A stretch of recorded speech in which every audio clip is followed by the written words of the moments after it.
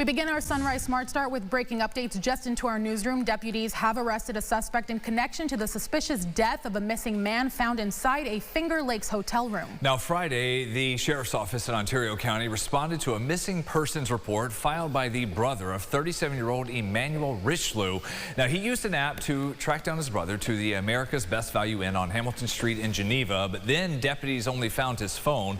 Saturday afternoon, they discovered Emmanuel dead in one of the rooms, and that was registered to 29-year-old Julius Ware IV. The victim's body has been taken to the medical examiner's office to determine an official cause of death. We do know from the sheriff there were signs of significant trauma. Now, Ware was arrested last night. We have not heard what charges he will face. More breaking updates this morning. A house fire on Coster Street in Rochester. This is new video from that scene. The home appeared to be undergoing renovations. We haven't heard anything yet on if anyone was living there. Once we have an update from RFD, we'll share that with you on air and online at rochesterfirst.com. A driver is under arrest for DWI after a crash left her and her passenger injured on the Upper West Side of Rochester. This video from the scene a little after midnight at Dewey Avenue near Emerson Street, where police say the 21-year-old missed a turn, crashed into a fence. The vehicle has a lot of damage on the front end and the windshield. Both the driver and passenger had to be cut out of the wreckage. They were taken to the hospital and they are expected to make a recovery. Happening today, jury selection begins for a woman accused of attempted murder in Rochester last fall. Back in December, investigators arrested 43-year-old Soraya Rodriguez in Buffalo. Police say in late September, Rodriguez climbed through the window of a home on Finch Street and shot a woman in her 20s multiple times while lying in bed. The victim was hospitalized with life-threatening injuries and survived. Police say Rodriguez and the victim knew each other. She is also facing assault and criminal possession of a weapon charges. Jury selection begins at 9:30. Today, the U.S. is sending representatives back to Pakistan for another round of negotiations, but it's unclear if Iran will show up for these talks. Sunday, President Trump and the U.S. military seized an Iranian ship as it tried to get past an American naval blockade. The seizure came hours after the president responded to Iran reclosing the Strait of Hormuz, threatening to, quote, knock out every single power plant and every bridge in Iran if the regime doesn't accept the terms of the deal the U.S. has offered. The president's prepared to escalate, to de-escalate. We are confident they will come to the table and finally give up their obsession with having a nuclear weapon. Vice President J.D. Vance is expected to again lead the U.S. delegation. The two-week ceasefire is set to expire Wednesday.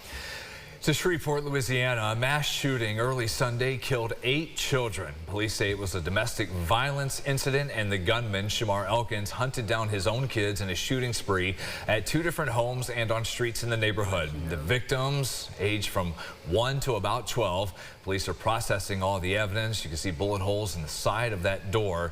The mother of some of the children and another woman were wounded and taken to the hospital. Other victims, including a 13-year-old, survived by crawling out a second-story window during the shooting. The body of one child was found on the roof, shot while trying to escape. Elkins was shot and killed during a chase. He'd been put on probation in 2019 after pleading guilty to illegal use of weapons. Police say they were not aware of any issues other than that related to domestic violence. 8 minutes to go until 7 o'clock here on this Monday morning. Your Sunrise traffic updates. We'll have the full forecast in just a moment as we are right at the freezing mark here to start this new week. Our map is green, and we're seeing average drive times from 104 crossing the Bay Bridge in and out of Webster all the way out to the west side in Greece. If you're about to head out on the thruway going east to Syracuse or west down towards Leroy in Pembroke, there are no lane closures or any delays that will be slowing you down. New York is marking Severe Weather Awareness Week by urging everybody to be prepared now before the next storm system hits. More than 468,000 New Yorkers have already gone through emergency training courses, learning how to build safety kits, make a plan, and stay informed. They recommend signing up for real-time alerts by texting your local county to 333-111. The main message, be ready ahead of time and not in the moment. With the unseasonably cold temperatures this week, there are some challenges for our local farmers. And everybody who got a head start on the gardens at home. The owners at Schutt Apple Mill told us just one single night of frost could lead to significant losses for the whole crop for the season.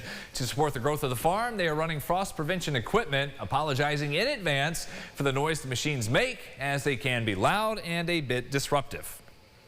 Yeah, so we actually have 2 units that hook up to our tractors. You trail them like you would trail a boat, and they blow out warm air underneath the units, about 120 feet on each side. And so after 2 years ago when we lost those, a big portion of our crop, we decided to invest in frost mitigation machines. There's other places that have windmills going, because the critical thing is you need to continually move the air and bring up the temperature a little bit. You don't want frost to settle on your fruit buds.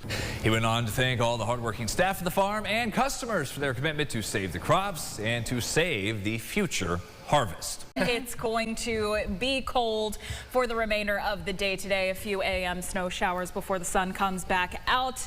We will be below freezing again tomorrow morning, but then temperatures regulate for the rest of the week. 9 o'clock, we'll see you a second cup of sunrise on the Rochester First streaming app. Have a great day, everybody. Thanks for watching. Follow News 8 wherever you are on RochesterFirst.com, Facebook, X, and on our app for news and weather.